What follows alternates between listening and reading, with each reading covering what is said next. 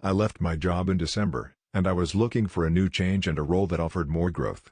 And I didn't see that in the role I was in, so I thought I would go and look for elsewhere. Chloe Lowe, like many other workers across the world, is part of the Great Resignation.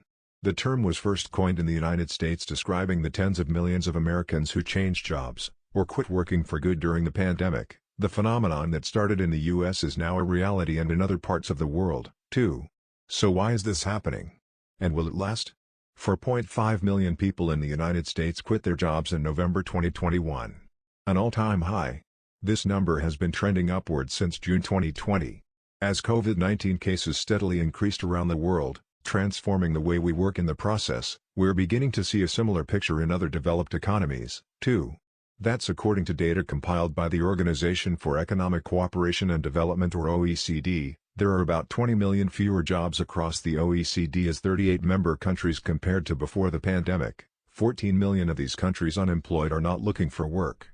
Others are looking but are holding out for the right opportunity, like Chloe, an architect by training. At the end of 2021, she decided to quit the salary position she'd held for several years. I guess I've been looking for a few months actually. And I've had one application process that got quite close to a new job.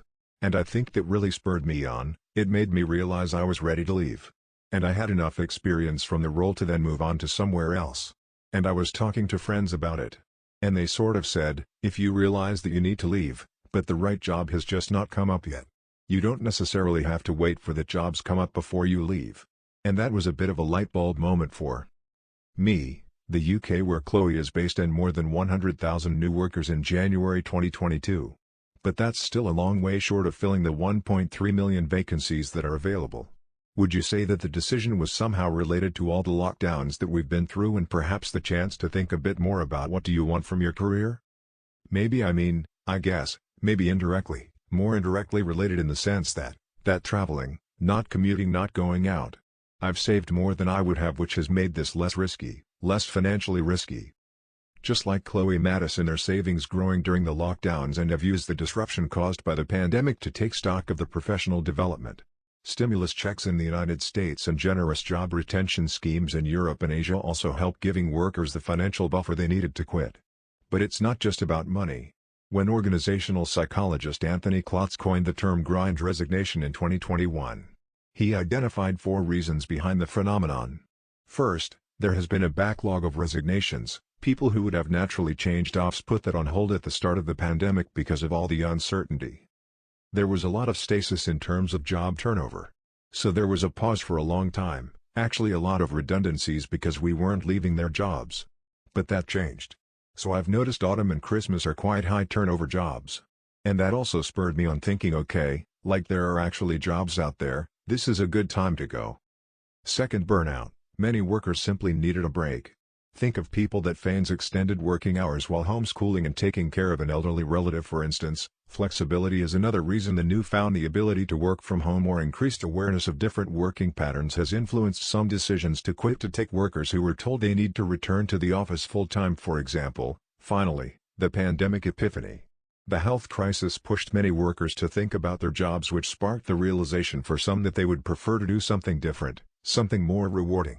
One of the things I'm keen to find somewhere that will invest in me or appreciate my value a bit more in terms of visibility or mentoring. Chloe is not alone. And then Nikhil, who works for the human resource consulting firm Randstad, explains. You need to look at what people actually want and also be there, and said surveys tell us that increasingly flexible working appetite, a safe place to work, meaningful work, these things aren't as important as pay right now. Training as well. That's what's become very evident over the last 18 months, is a greater emphasis from candidates on wanting to belong to something and meaningful work. This has also been reflected in the types of courses that people are applying to in 2021. For instance, the UK saw soaring interest in nursing courses with applications rising by 32%. Would you say that perhaps for employers at this point in time, they should be focusing on developing that sense of belonging? Without question, belonging and a sense of what a company's purpose is absolutely key. It's not a nice to have anymore. It's absolutely vital for you to retain talent and attract talent in the first place, not just paying people more money. Adams research shows that in the UK, almost a quarter of employees plan to move jobs within the next 3 to 6 months. This was a survey of 6,000 people, So statistically robust as you can kind of get. So if you extrapolate that across the 32.4 million people employed in the UK right now, that's 8 million people looking to change their jobs in the next 6 months. We've not seen that this is the biggest shakedown in the employment industry in the UK. Some experts argue that the Great Resignation is more the Great Reshuffle as employees change jobs rather than leaving the labor market forever. Regardless of the name, the exodus is bringing changes to the way we work and to our economies. Both workers and employers say that they expect these flexible work arrangements like working from home to be persistent to some degree, this ability to work from home, to work from even a different state that your employers, and that does look like it will be a lasting consequence of all of this and the longer that the labor market remains tight. I think the more concessions employers will make on that score. And now there just remaining is how much employers fight to retain and attract new talent. Many managers have been forced to offer higher salaries in the United States. Wages have gone up at an annualized rate of roughly 6%, and surveys suggested that wage costs will rise by 4% in 2020, to a slower pace but still high compared to recent decades. In the UK, regular pay, which excludes bonuses, was rising by 3.7% per year at the end of 2021. Wage growth expectations have even prompted the Bank of England governor to suggest the workers should not ask for big pay increases as he seeks to restrain inflation rates across the economy. I think you'll see higher salaries. The gig economy is not going anywhere, of course, so you'll have more people having more types of work. There'll be more flux, probably less security, more opportunity for people to reinvent themselves, and people will be able to get roles quicker.